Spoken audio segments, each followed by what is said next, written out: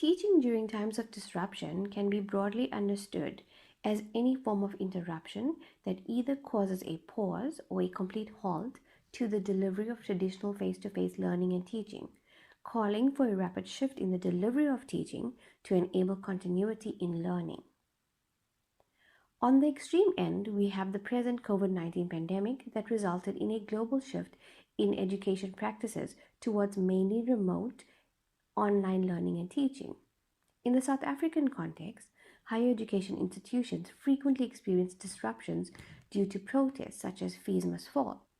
These protests cause recurrent interruptions within the traditional learning and teaching in higher education institutions. In these instances, access to campuses are generally restricted, with the minimum learning and teaching being conducted during these periods. When academic activity resumes, there is generally a time deficit that endangers the completion of the curriculum. All forms of disruption call for rapid implementation of thought out, perhaps even structured strategies that would enable continuity in learning and teaching. In order to prepare for such eventualities, well thought out and structured strategies that are responsive to the respective disruption needs to be devised. These strategies need to have an adaptive design which allows easy switching between teaching modalities in response to the impact of the specific disruption. The role of the educator is to be flexible and adapt your traditional approach, beliefs, practices, and philosophy to embrace various pedagogies that will inform your teaching and enable you to switch between teaching modalities as required. This presentation focuses on the interrelatedness between the processes of you reflecting and developing your teaching philosophy for teaching during times of disruption. Here we look at your teaching philosophy through a lens of pedagogy and a lens of teaching during times of disruption.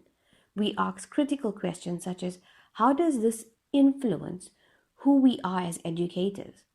How does it change or inform our teaching beliefs and practices? How does this inform our teaching philosophy? With a specific focus on student context, curriculum, student engagement and activities, communication and learning, and assessment. For the purpose of this session, we are focused on the pedagogy of vulnerability, care, presence, and Ubuntu.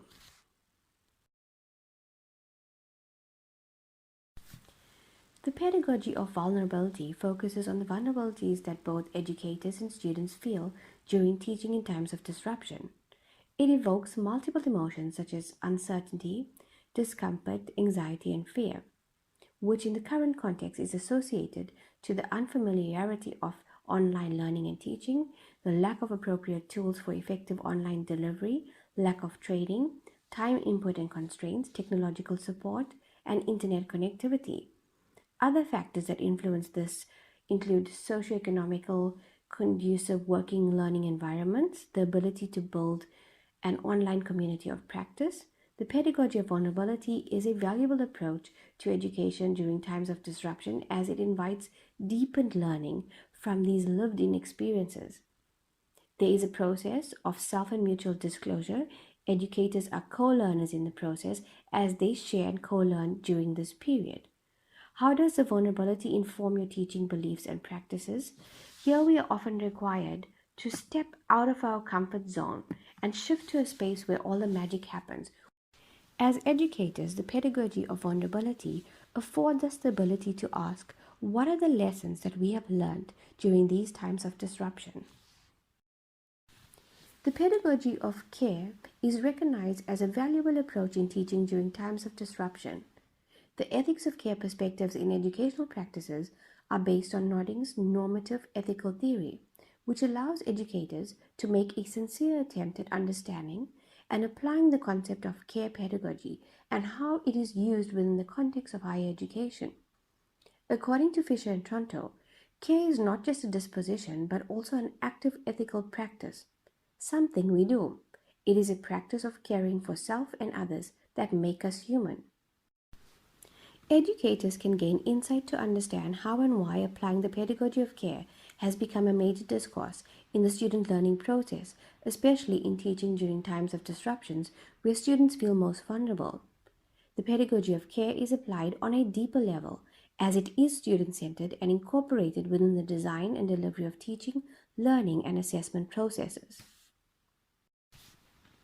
Moreover, the pedagogy of presence is an essential practice in teaching during times of disruption, as it requires the educator to display a state of alert awareness, receptiveness, and connectedness to an individual student and a group of students simultaneously. There is a need to be socially aware of the students' needs, compassionate about their background and limitations, knowing the context of who you teach, why you teach the way you do, and how it is contextual during the times of disruption is important. The pedagogy of presence allows the educator to reflect on aspects of self, resilience, innovations, and diversity in your teaching approaches. Lastly, the pedagogy of Ubuntu, most relevant to the current context, provides a humanistic approach to engaging and empowering students while teaching during times of disruption. Ubuntu is an all inclusive worldview which considers values shared across cultures and which encompasses the concepts of care, compassion, empathy, honesty, respect, and tolerance.